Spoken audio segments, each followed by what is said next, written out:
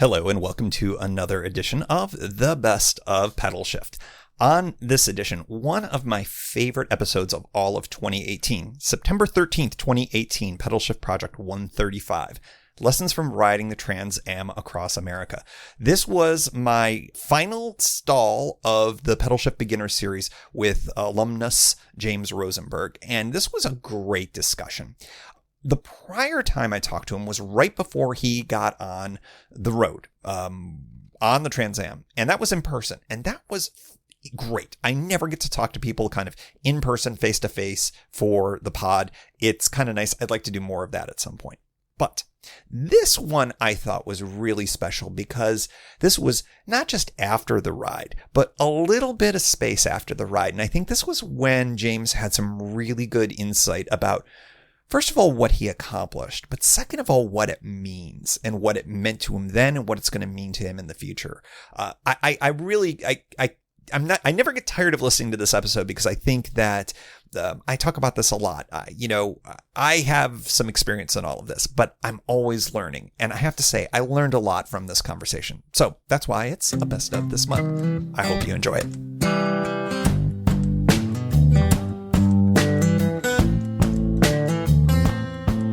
So you are back in New York, and now are you a student? Do I remember that right? Or did you quit because you quit your job or you left your job and then you did this tour, but now you were embarking on a brand new kind of phase of life. How has that been going as you transition back? Yeah, that is correct. So about 2 weeks after I got back from the trip, I started school, which was so starting business school was a pretty big culture shock after coming from living on a bicycle for the past 3 months. But it has been going pretty well so far. That's amazing. Did anybody else in your class that you've interacted with have kind of even remotely close to the adventure that you had prior to coming to school? So there was nobody in my class that did. But funny story was when I was in, where was it? Lake Sheridan, Colorado, which is a town of, I don't want to get this wrong, but roughly 40 people, I think, in the middle of Colorado. I ran into two guys there who were roughly my age, which didn't happen that frequently on the trip. And so we were kind of talking and kind of figuring out, how can you do this trip right now? Oh, I'm going back to school. And they were like, oh, no way, me too. And it turns out they were going back to business school starting at some of my school's rivals. So there are other people who do this, it turns out, pre-MBA. That's pretty funny. That's really, I'm so glad that people do that because I think I talked about this on one of the episodes when we did the pre-ride stuff of the beginner series, that I always wish, looking back, that I did some kind of adventure like this before I went to college or law school or anything like that, because it's just, those are such big ticket deals and you never get that kind of unstructured amount of time again and the freedom to do stuff like this. It's awesome that you did that. So I think that I am glad that you were able to kind of hit all your marks and do all that and then just kind of pivot right into starting the new phase of your life. Well, thank you. And yeah, I just want to second that if, anybody listening ever has that opportunity where you kind of, that there's a backup plan or not necessarily a backup plan, but there's a new plan starting in a couple months. Take some time off, enjoy it. Even though it means not earning money for a little bit, it was well worth that. A lot of the people who I met on the road were going to be going back and then kind of figuring out what was going to happen down the road. And while that was great, it definitely was kind of a stressor on their mind a lot of the time. Whereas I had it where I was just not worried. I knew I was going to get back and there was a plan. I was going to be going to school. So it just made the trip all that much better. I think that's a really interesting thing that you noticed is how many people are in a long-term or a very long bicycle tour without a real end in mind. They're sort of using the bicycle tour to find their direction. Did you find anybody that was sort of on an even longer tour than that, where there wasn't even an end in mind? Because I know that for a lot of people, I mean, I run into those types of folks as well. And how did it feel to kind of run into those types of folks that were more, I don't know, nomadic? Yeah, so I would say most people I ran into were doing the TransAmerica, just because, a lot of the places that we were in were pretty out in the middle of nowhere. So you were mostly there because you were on that route. But I did meet one guy in particular who I was talking to, and, I said, "Oh, where are you headed?" And he said San Francisco. And then he kind of laughed and was like, "Well, I mean, San Francisco's my next stop, but who knows? After that, I'm thinking about flying to Japan and just going around the country there." So there were definitely some folks out there who were planning on just, living on the bicycle, and this was their life going forward. And there was a different mentality, I would say. Not saying one is better or one is worse, but whereas I was on this trip with a bunch of other folks doing it for roughly 3 months at a time, we knew that there was a budget, but if you spent a little bit too much or not quite as much as you had planned on, it wasn't really the end of the world. Whereas, this guy who was on a trip that he really didn't know how long it was going to be was much more focused on the fiscal aspect of it. And, a lot of that just has to do with his trip was over when he ran out of money. So planning had to be, while it was less involved on the day-to-day, he had to be much more careful on the budgeting side, I would say. Yeah, it's really interesting running into those folks because there's all sorts of different ways to do a bicycle tour, but there is the type of person who's sort of like, I will tour until I run out of money. And they'll find ways to stretch, maybe even find ways to earn some bucks to keep things going. But yeah, it's a really fascinating lifestyle to see that. And I always find that they are happy, but a little bit stressed out about that one element, because it's sort of like they want to keep it going and they want to be able to experience as much as possible, but they know that there's sort of some fiscal realities to it. Exactly. But then contrast that to the people that you run into on the road who are, freaked out that you're going more than 5 miles on a bike. It's funny as heck they run into that. Yeah. It does humble you a little bit when, everyone you run into that you talk to and you say you're doing this, it's like, wow, that's incredible. And then you run into someone that's doing something just so much more badass than you. You realize, like, yeah, you're cool, but you're not that cool. Yeah, it's almost you want to introduce them to each other and be like, oh, if you think what I'm doing is crazy, meet this guy. Yeah, totally. Well, let's back up a little bit because I'm curious about sort of where, since we knew you before, you embarked on this great adventure, I'm really curious about some of the things that happened, some of the things that you learned. But I'm most curious about some of the things that you kind of experienced that were outside of what your preparation was, because that's always the most fun stuff. So, I mean, I am really curious, what was the biggest thing you experienced on your entire ride that you had just absolutely no preparation for, but you handled it? Because, spoiler alert, you made it. Well, I would say, I'm going to answer that question and let me know if I'm going down a path kind of different than what you were looking for. But the biggest thing that I experienced on this trip was just how damn nice everybody is in this country. Coming from New York City and having lived in Atlanta and in kind of always urban areas my life, I was not ready for just how kind people were and how not even willing, but excited people were to give you a hand. The number of people that offered me dinner, that offered a bed to sleep in, that just offered up a conversation when I needed it was incredible. I felt like no matter where I was never alone, and I always had a support system there because people were very proud of their town, but also interested in what I was doing and just wanted to help out. And that was something that I was not ready for. I knew that, especially kind of in the middle of America, it gets a rep for being very nice. But I don't think that reputation even gets you half of how nice these people were. It was just something that amazed me day in and day out. Yeah, I was struck by that too. I was following along on your trip on your blog, and everybody should go check that out. That's over at rideforcora.com.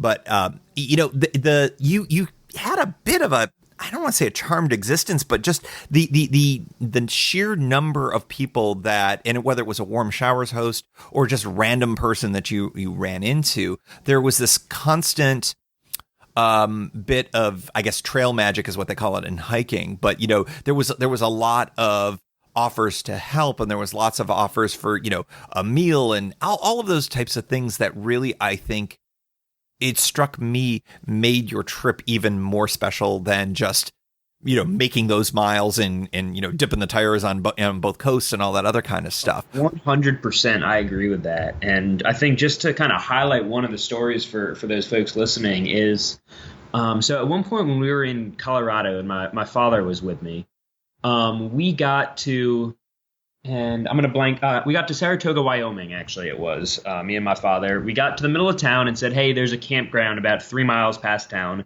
That's where we're going to set up shop for the night. We foolishly said, okay, let's go set up our tents and then we'll come back and get our groceries and we'll figure out what we're doing for dinner. So we got out to the campground, set up our tents, and realized that it was just way too windy to leave our tents there alone. We were both pretty scared that our tents were going to blow away if we left them. And we didn't really have enough water with us to cook the dehydrated food that we had as backup. And so we were sitting there just kind of thinking, shoot, we're going to have to bike 3 miles back into town, then 3 miles back to camp, take down our tents before we go cook. And by the time we get back, it'll be dark. We'll be cooking in the dark. And it's just going to be a miserable day. And as we were sitting at this campground, kind of willing ourselves to get up to start packing our tent, one of the guys who was in an RV just came over to us and said, hey, how you doing? And we probably were a little short with him and said, we're doing fine. And then he just said, you guys look like you're hungry. Do you want a steak dinner? And he brought my father and I 2 of the most delicious steak dinners we'd ever had. And, we're sitting there thinking, this is great. This is an incredible person. So we eat our dinners. We go back to bring the Tupperware that they had brought it down to us back to them. And talk to him and his wife for a little bit right before his wife says, hey, well, we belong to the Hot Springs Club around here. Can we offer you a ride over there so you get a shower tonight too? And, these were 2 people we had never met before, never would meet again. And they had just given us a free dinner and drove 15 minutes out of their way so that way we could shower. And it just turned a day that, we had both kind of gotten to the end of our wits a little bit, and it turned it into an absolutely incredible day. So to your point, it really was the Trail Angels that made this trip what it was. That's really amazing. It's sort of like, it's almost like Grubhub or something like that for bike touring, but in the middle of Wyoming. It's incredible. It was wild. It was so cool. Yeah, I remember I read that and I was just like, sometimes when you were you were at your lowest point, something like that would happen, and that must have just been a real reversal of how you felt. Even when you were getting down, you managed to find a way to reverse that, and I think that was a really huge element that I saw experiencing the tour through your words. So I'm glad you were able to tell that story. I'm curious what getting back to, of course, because everybody loves talking about gear and things like that. It's funny because like the tour, a tour, at least in my experience, is always like it's the people you meet and the experiences you have. But what I find, at least in the podcast perspective, a lot of the folks are they're focused on what gear do I need to bring? What do I not need to bring? So I'm really curious about some of the gear choices that you made, because I know we spent some time on that in the shows, the beginner series shows beforehand. This is the 2-part question that you probably knew was coming. What was the essential piece of gear that you have that you used either daily or nearly every day, other than, of course, your bike? And what was amongst the early stuff that you just shipped in a box back home? Yeah, definitely. So I should have known this was coming. I should have prepared, but I didn't. So I'm going to start with what I shipped home. I actually chose to go the route of kind of not caring too much about weight. So I shipped probably 2 things home that's really all I can remember shipping. I remember I had a tablet with me that I hadn't used during the first week, and I just said, screw it, I'm going to do the blog on a phone. And then I shipped my sleeping bag home because on day 3 or 4, it was about 60 degrees out, and I was in my sleeping bag just shivering. So I figured it was time to get a new one. So those were the only 2 things that I shipped home because, my theory was by the time you add my weight to the weight of the bike, to the weight of the gear, 1 pound is such a small percentage of the total weight that it's really not going to make that much of a difference. I was never going to be the speed demon. I was never the guy that was going to go that kind of the furthest per day. So I said, you know what, kind of screw it. I'm going to keep my creature comforts with me. I think that's awesome that you did that because The fact that you only sent that much home, I think most people who do their first bike tour end up sending boxes and boxes of stuff back. So that says a lot about what your preparation was and what was important to you. So kudos to you on that. I definitely met some people who, one guy I can think of in particular, started the trip with 4 panniers and a bag on top of his back rack, and ended up sending home 2 of the panniers and that big waterproof bag. So a lot of people definitely did it a little bit differently. Yeah. Well, and you think that you need everything, and you think you need more clothes than you need and all of that other kind of stuff. And you think you're going to cook way more than you end up cooking. It's just like, it's funny. That is very true. It's funny. You definitely don't cook nearly as much as you want to. You spend more money than you meant to, and you wear the same damn clothes and you stop caring. Oh, man. I did this last ride I did in Oregon. It was exactly that. I kept wearing the same thing. I was like, I can eke out one more day, because then I can keep that one piece, that one shirt that's my camp shirt. So I have one good clean thing to put in on the rest of the day. I'm crazy. So what was the thing that you used on a daily or near daily basis, or maybe something that really saved your butt that you're glad you brought with you? So I think there were 2 things for that. The first was actually a recommendation that you had given me, and it was those sun sleeves. I am someone who gets super sunburned super easily, as we talked about, and I wore those sun sleeves every single day except for one. And I only got one sunburn on this whole trip, and that was the day that I didn't wear those sun sleeves. Aha, fantastic. I'm glad that was useful then. They were incredible. They probably should have lasted 1 week less than my trip lasted. But by the time I was getting close, I was like, I'm going to make these things make it till the end. But yeah, they did such a good job of keeping the UV rays off me. Just did not have to worry about that at all. So I really only had to apply sunscreen to my face, kind of neck and legs, which was pretty huge. Oh, that's fantastic. Yeah. What was the second thing?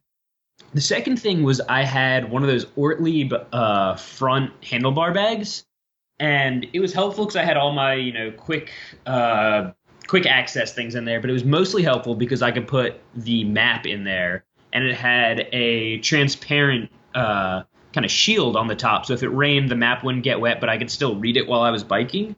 And what that allowed me to do was not look at my phone all the time. I could even turn my phone off, which my girlfriend hated when I did. But I could turn my phone off, and I could really just get lost in writing. I didn't have to worry about that email coming through or the text message or that Facebook update.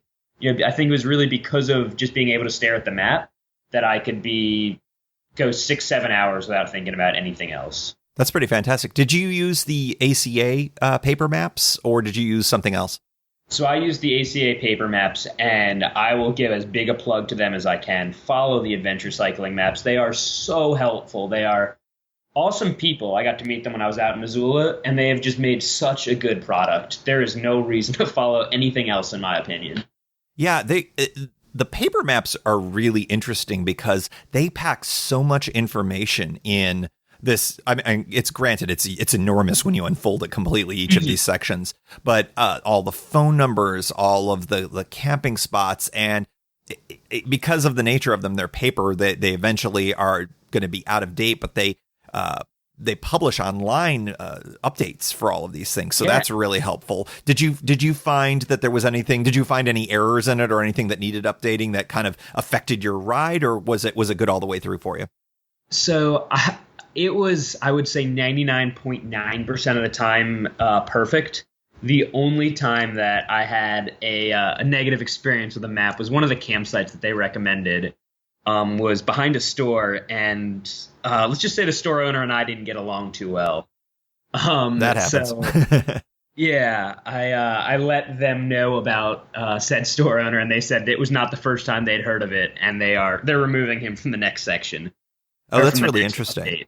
That's good. That's good to hear that feedback is going to be incorporated, because I'm curious how many people it takes for a bad experience with a place to kind of get someone removed. But that's interesting, because if it was in one of those middle of nowhere type of places, it's like, well, that's a huge business opportunity that's lost, because how many. Yeah. You were at the ACA headquarters. Did they have, I assume they keep track of everybody going through. Did they let you know any numbers about the number of people who are doing the Trans Am this year? Because I've never had a sense. Is it 1,000? Is it 3,000? Is it less? I'm curious. So I asked them that very question just because I was super curious, and they don't really know. Just because some people use the paper map, some people don't use the map, some people have both the paper and the phone map, some people come by the office, some people don't. But their general guess was about 2,000 people do it a year. Gotcha. I'm glad that they do keep some kind of track of that, because that's helpful for a whole variety of things, for planning purposes, for all these towns, these RV parks and state parks and stuff like that, but also a sense to know whether or not this is growing or whether it's staying, constant or anything like that. That's good. I'm glad that they did that. That's actually something I'd be super interested in hearing, kind of to your point, what those trends are. Has this become more popular? Or is this something that has always been about 2,000 for the past couple of years? Yeah. Missoula, I know, was I think it was the last day or the second to last day that your dad was riding with you. What talk a little bit more about what that experience was like, because I know that was a really fun bonding opportunity for you, but I'm really curious what you think in retrospect about the whole thing. Yeah. Man, it was...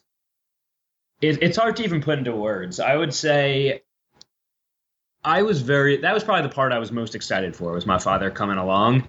And just like everything else on this trip, it was so much better than I expected. I got into Breckenridge to meet up with him and my mother, as they were kind of doing a mini vacation to get him adapted to the altitude, and was pretty excited. But by day one, when it was just the two of us on the road, it was just such a cool experience. This is the guy who taught me to throw a baseball. He's the guy who taught me to ride a bicycle. And for him to fly halfway across the country to join me on a bike ride that, I was doing, and just to spend that time with just the two of us, which I know for a fact we've never had that much time, just the two of us, was a really awesome experience. And by the time, so Missoula was his last stop, and by the time he was done, I was really dreading him leaving. I actually remember talking to my girlfriend and being a little bit scared of him leaving, just because I had gotten so used to having a riding buddy, and I had gotten so used to being able to turn around and have a conversation with my dad or share a quick joke, that I was frankly quite scared of just being very lonely on the trail without him. But it was, I would love to do another bike tour with him, and we've talked about trying to do another small one in the future. Definitely not a cross country trip again, but potentially like a CNO or a Gap type trip. I might have heard of that one. That's a good one. Except I was supposed to be going this weekend, but apparently the hurricane may be stopping me. So we'll have to see. I would not recommend this weekend. You mentioned your girlfriend, and I'm curious how. I mean, that's a tough load for anyone to haul, to be in a relationship with someone and then to have them say, "Hey, yeah, I'm going to be going and biking across country for a little while." How did that all work out, to the extent you feel comfortable sharing all of this? The separation and all of that, and how was the reunion when all was said and done? Yeah. So I'd say we are lucky in this case, maybe unlucky overall, that we've had extended periods of being apart previously. So I had lived in Southern Virginia while she was living in DC. So we've gotten used to kind of spending a decent amount of chunk of time away from each other. So while we had been living in the same city finally, and it was hard to not be able to see her every day, it wasn't as much of a challenge as I think it might have been in other situations. But I definitely had to put a focus on where I was going to stay for the night, trying to be able to get cell service. If I hadn't had cell service for 2 nights in a row, maybe I'd push an extra 10, 20 miles. So that way I could give her a call, just to, let her know I was okay and just say hello. But to your point, having her there for the finish was another really cool experience. This was something that I was so proud of, but I felt like, she hadn't really got to experience it. And even having her see the final 100 meters or however long it was meant so much to me. So I was very appreciative that she was able to fly out to Astoria and see me finish, and then spending a couple days in Portland together was not a bad way to finish the trip either. Oh, definitely not. That's awesome. That's awesome. Well, yeah, it's funny, these days with cell phones and everything, you can manage to stay in touch, but there's always those couple of days where, there's a cell phone hole and there's that sense of, how do I there's an isolating sense when that happens because we're so used to being connected all the time. And was that something that you experienced? It sounds like that, one of the ways you solved it was you biked longer and further to get to the next cell phone signal. But was that something that you experienced as well when you had that lack of connection, not just with her necessarily, but with the world in general? It was. So I loved not having cell phone service and not being connected to the world. It was kind of refreshing to me, but at the same time, I knew there were people, my girlfriend and my parents especially, who were expecting to hear from me and would be nervous if they didn't. So I would say Idaho was really the part where, kind of from the second you get into Idaho till almost the very end, there's just no cell service. And I hadn't realized that ahead of time. So I had been texting with Nadia, my girlfriend, and kind of mid-conversation, service went out, and I figured, no worries, I'll text her later tonight whenever I get service back. And I didn't get service that night. And then I didn't get service the next day. And then I didn't get service the next day. And at that point, I was starting to feel bad that she might be worrying that something was wrong. So the day after that was when I kind of just started looking at my phone and saying, okay, I've gone 50 miles. I still don't have service. Let's go another 5. Let's go another 5. And it ended up being a 90 some odd mile day, which was incredibly long for me. But at the same time, I felt like I owed it to her to do that, just so that way she wasn't worried about anything going wrong where I was. Yeah, I've had very similar experiences before, and one in particular that I'm thinking of where my girlfriend was about ready to say goodbye to her cat, her beloved cat, and I was like, I have got to get to a cell tower, and this was on the highest climb on the entire Pacific coast, and so I just pushed up that hill and got up to the top there so that I could, phone in. So I totally understand how that all goes. The next bunch of things, I have a bunch of words here, which will probably form into a question in some way. It's dogs, Kentucky, Missouri route. I'm curious about some of the challenging elements of the Trans Am. And I know that dogs are a piece of it. Kentucky's a piece of it that tends to go hand in hand, and that the Ozarks and Missouri are pretty challenging. Did any of those things have you reconsider doing the main stem Trans Am route and doing something like the Eastern Express? Or I guess maybe the way I should phrase it is, would you recommend someone consider looking at a route like the Eastern Express that sort of bypasses some of that? Okay. Yeah. So I would say, first of all, I would not personally recommend doing anything besides the Trans Am. I think a lot of the reason... Part of it is just because you get bragging rights. You get to say that, you started this trail right where it started and you finished it right where it finished. And while that's not at all why you're doing the trip, it feels kind of good to say that. So kind of that would be part one. And part two is that I personally didn't find either of those things to be so terrible that they would have made me kind of reconsider my trip. It's all part of the experience. You need some harder days to make you appreciate the easier ones. I would say, for me personally, dogs in Kentucky were a challenge. I definitely got chased by some dogs. I had one dog bite into a pannier. So I had some close-ish calls. Yet at the same time, when a dog gets close, you kind of stop your bike and you keep it between yourself and the dog. And you never actually feel like you're in that much danger. So to me, that wasn't as much of an issue. But going through that area of Kentucky was very interesting as an American. It is a part of the country it's one of the poorest parts of the country. And just being able to witness that firsthand gives you a much better sense of kind of why there are some of the struggles there that there are. And, not to get into any politics or anything, but it makes you understand a lot of what's going on there. which to me was, again, coming from big cities, was just incredibly eye-opening. Yeah, I've heard almost everybody who's ever ridden through that part of the Trans Am say something similar, that it's eye-opening, it's interesting to see, and, just especially they're taken aback by the sheer poverty that they encounter in that, and that it's something that they take away with them, and they think about a lot afterwards. It really is, and it's something that I'm definitely kind of thinking about other problems with a lens to that now. I think that was one of the more maybe life-changing is probably slightly too strong of a word, but maybe focus-changing states or experiences was going through that area of Kentucky. And while, again, it might not be the absolute most fun part of the Trans Am, it's definitely something that I would encourage everybody to do. Would you say the Appalachians and the Ozarks are the most challenging terrain that you faced on the Trans Am, or was there another area that surprised you that was more challenging? So I would say the Appalachians were everything they were billed out to be and more. Part of it was, as we had talked about, I had taken about a month off of biking right before I started, so I probably wasn't in the best shape, but those mountains really kicked my butt.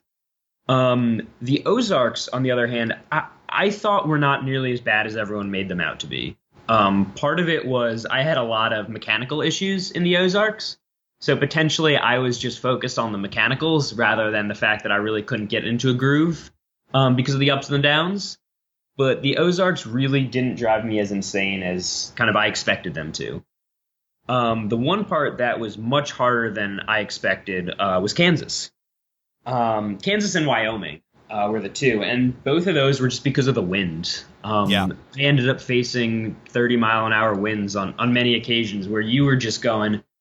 You were pedaling as hard as you could, and you were going downhill, and you were barely going 6 or 7 miles an hour. And that was really what was challenging, both physically and mentally. You could drive yourself insane trying to push harder in both of those places. I remember reading, and in kind of real time, you were riding with a couple of guys from Europe. I can't remember which country in particular, but they decided to skip Kansas. And I've never ridden in Kansas, but I've driven through Kansas a lot, and I'm really struck by the beauty of it. It's a surprisingly beautiful state. And I thought at the time, those guys are going to miss out. And then you hit all those that headwind. And I was like, maybe they knew what they were doing after all. No, but to your point, I wouldn't have skipped it. Even if I knew this was coming, some of the sunsets that you see in Kansas with just that wide open land and nothing to block the color, I wouldn't have traded that for not having to face the 30-mile-an-hour wind. So I'm sticking to it. That's good. That's good. Sometimes those challenges just make the other stuff that's around you that much better. And, I know Wyoming is just a strikingly gorgeous place. Yeah. Not in a small part because of all of the national park stuff that you get to encounter and all of that. Speaking of, how was Yellowstone? Was that more trouble than it was worth? Or did you find that it was a worthy addition to all of that? I think you nailed it on the first one. It was more trouble than it was worth. It is awesome. But part of its, attraction is that it's the oldest park in the country. And what that means is that the roads are really not made for even cars. It's super steep, very windy, and very narrow roads, which when everyone else is driving and kind of looking off on the side of the road to see buffalo, makes you very scared as a cyclist. But on the other hand, Grand Teton National Park, which was right before Yellowstone for me, it made up for that in droves. It was absolutely gorgeous. Every car there was courteous and kind of conscientious of the fact that we were cycling, and just some of the most amazing views. So whereas I thought Yellowstone was a little bit of a letdown, the Grand Tetons were about as amazing as they could have been. Yeah, those mountains are just striking as heck. And you're on the main highway there, so there was probably a pretty good shoulder and everything. Yeah, very good shoulder. And even between the two parks on John Rockefeller Highway, a very good shoulder and just gorgeous scenery to look at while you're riding. It's amazing how much I pay attention to the shoulder size, even when I'm in a vehicle now. It's just sort of like, oh, wow, this would be a great place to bike. I'm always doing that now, and I'll have to pay more attention in Wyoming, I guess, now. Yeah, What? it's funny you mentioned that, actually, looking at the shoulders from a car, because I met a couple of non-cyclists who had hosted cyclists in the past, and I was able to trust their decision on roads probably even more than I was able to trust other cyclists. Just them being on the road, looking at it as a cyclist would, even though they were in a car, they knew exactly what to look out for on width of shoulder, steepness, curves. It was pretty incredible. So I know I had said previously that I wouldn't trust anybody who wasn't cycling on directions. I trust some of these guys. That's good to hear, because I share your point of view, shall we say, on who pays attention to shoulder size and distance too. It's like, oh, it's not far from here. Yeah, it's 35 miles, dude. It's far. Right. You may have mentioned it already, but I'm curious, what was your favorite stop? And I know that the Trans Am has these kind of amazing little bike shop oasis kind of things that are tucked away, and hostels that are tucked away. Was there one that stood out to you, or was one of these kind of bigger ticket things like the Tetons your favorite stop? I think it's hard to compare the Tetons to the hostels just because they're so different. So I would say the Tetons was definitely my favorite, kind of in the scenery. But my favorite place that I stayed was probably I think it was called the Broken Spoke Hostel in Mitchell, Oregon. And from probably, I want to say week 3 that I was on the road, people kept telling me, you got to stay in Mitchell. You got to stay in Mitchell. And so I had stayed about 30 miles outside of Mitchell the night before and kind of said, all right, screw it. I'll have a very short day. I'll stay in Mitchell. Everyone has built it up so much that it's going to let me down. But I feel like I have to do it at this point. And I got there, and it was incredible. The woman who runs it, Jale, had set up this hostel 2 or 3 years ago, not even knowing that it was on the Trans Am. And over the past couple years has become the biggest supporter of the Trans Am. When the race comes through, she sets up a huge buffet-style meal for everybody. For us, they just had all these bunks with made beds, which, as you know, when you're on the road, is a huge amenity that you're so excited to see. She drove us out to the Painted Cliffs to watch the sunset. So it was just this incredible woman who had taken, she had gone so much further than the extra mile to make sure that we were all having fun. And it really showed how much she and the other kind of her staff cared about it.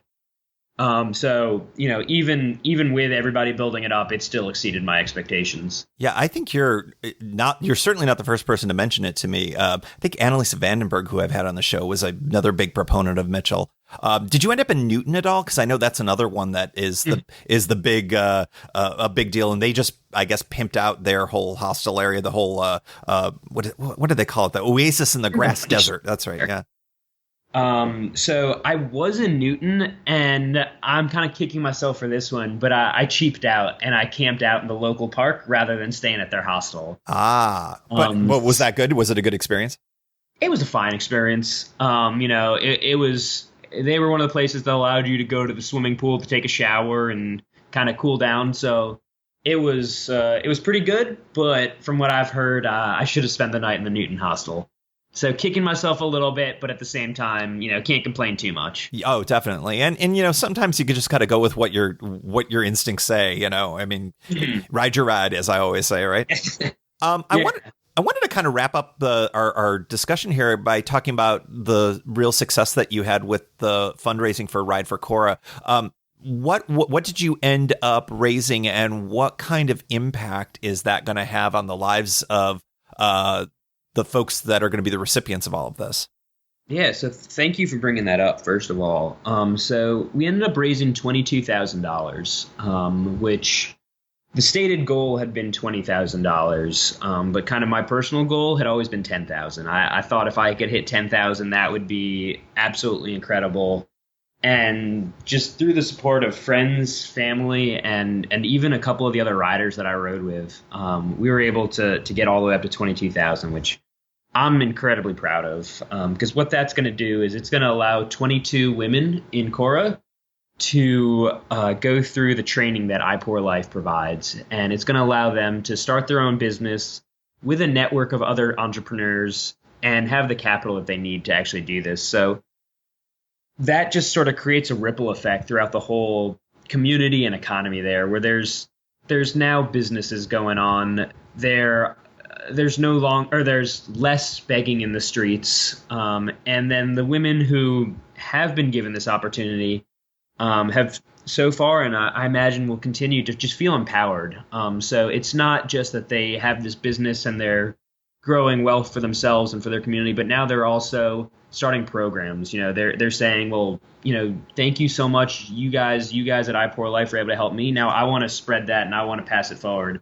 I want to help other members of my community. So they've started councils within Cora, and one of their big programs right now is figuring out how to run a daycare, so that way women can go out and work while their children are still being taken care of. So they're not kind of sacrificing that raising time, for lack of a better word, to go earn an income, or they're not sacrificing the income to be able to raise their children and make sure that they're watched after. Well, that's fantastic. And it's really nice to hear that there's that kind of real world impact with the prodigious funds. That's amazing. $22,000. That's something to be very proud of yourself. In addition to riding your ass across the country, you managed to do some really good stuff for some people out there. So that's fantastic. You talked about the possibility of a C&O Gap ride, something like that. What do you have? What's sort of the future of bike touring for you? Do you have any thoughts on what's next? Or, I mean, I've talked to some people who they do the one big one and they're kind of done, but it sounds like you've got more potentially in you. Oh, I would love to keep doing more. I think for the next 2 years while I'm in school, it's going to be pretty hard. It's just, I don't have much free time right now. So I've been able to get out and go on a couple, 20, 30 mile rides around the city. But I don't have much time to do more than that, and definitely don't have the time for an extended multi-day trip right now. But at that same time, I do know that when I graduate school, I'm going to have some extended time before my job starts. So I would say I'm thinking a little bit about what that's going to be already. Well, you got a couple of years, so you can kind of just plan it along, maybe during the winters, Exactly. figure out the route and do all the things that you've done before. But that's awesome. And it's really great that the bug bit you a little bit and that you accomplished what you set out to do. You raised a lot of funds. I think it's really awesome. And I'm really, really glad that we got the opportunity that you shared all of these experiences with us, because it was fun to see through the beginner's eyes what all of this looked and felt like. And I'm really appreciative that you shared that with all the listeners at Pedalshift. Thank you. And thank you for kind of helping me out with this. I really think that the fact that I was able to finish was a testament to the support that I got from you and kind of the advice as well. I definitely would have made a lot more mistakes had I not had you along there, Tim. Well, I'm happy to have helped out, but you were the one who pedaled, so I did very little of the actual work, as it were. So, but anyways, thanks so much for joining, and really happy to have you along. And best wishes to your academic career and your business career and bike tours to come. Well, thanks again. I appreciate it.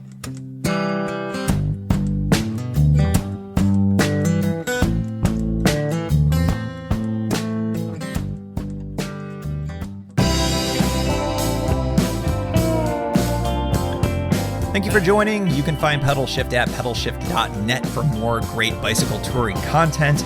You can hear the Pedalshift project through Apple Podcasts or your favorite podcast app. Opening music courtesy of Jason Kent off his self-titled album. The track is called America. Check out his band Sunfield's latest release, Mono Mono, wherever cool music is available.